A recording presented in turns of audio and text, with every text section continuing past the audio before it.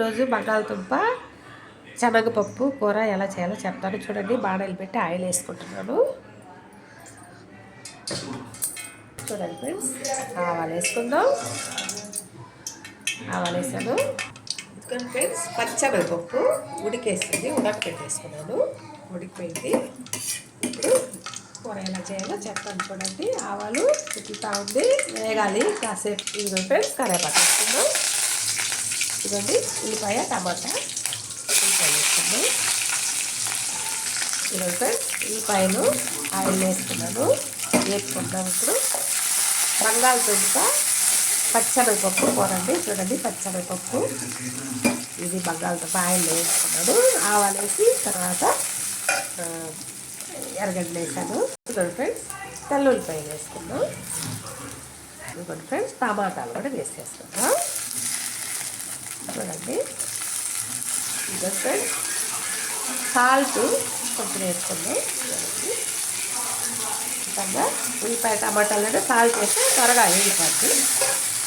Friends బంగాళదుంపలు cut చేసి పెట్టుకున్నాను, తోలు తీసేసుకొని పచ్చివే ఇందులో వేసేసుకున్నాం. ఇది ఫ్రెండ్స్ కారం పసుపు వేసేసుకున్నాను. ఇందులో సాల్ట్ ఫస్టే వేసేసాను కాబట్టి కారం పసుపు వేసుకున్నాను. ఇప్పుడు బాగా వేసుకొని వాటర్ వేసుకుందాం. చూడండి ఫ్రెండ్స్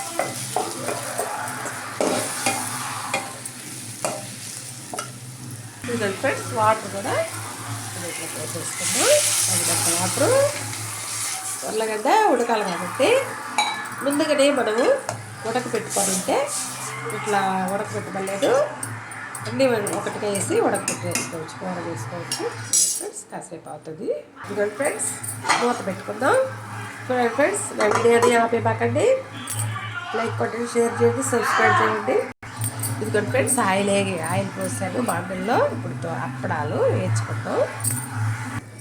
ఫ్రెండ్స్ అప్పడాలు వేయించి ప్లేట్లో పెట్టేసుకుందాం.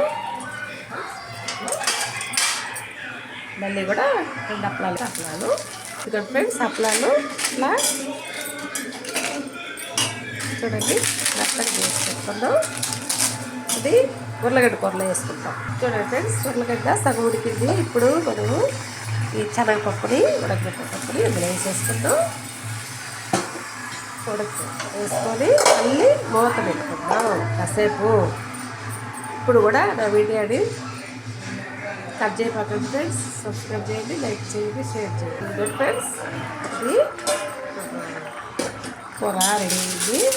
ఇప్పుడు ఇదిగోండి వేసి పెట్టుకున్న అప్పలాలు ఇందులో వేసుకొని ఇప్పేసుకుందాం. చాలా బాగుంటుందండి అప్పలం శనగపప్పు బంగాళదుంప కర్రీ, చాలా బాగుంటుంది. వేసుకుంది రసంలోకి, మజ్జిగలోకి, మజ్జిగ పులుసులోకి, పెరుగు పులుసులోకి బాగుంటుందండి. చూడండి ఇప్పుడు కొత్తిమీర కరివేపాకు వేసి వేసుకుందాం.